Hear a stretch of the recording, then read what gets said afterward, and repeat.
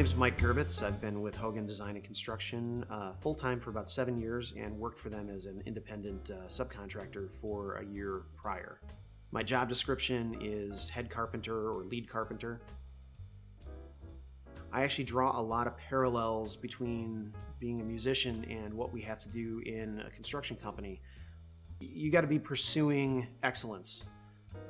The constant desire to improve upon what you already have, up your skills, up your game. And then I think the other thing, especially being a remodeling company, you need to learn to improvise. You open up a wall. Sometimes you know what's behind there. Sometimes you hit a surprise. So you got to be able to navigate through that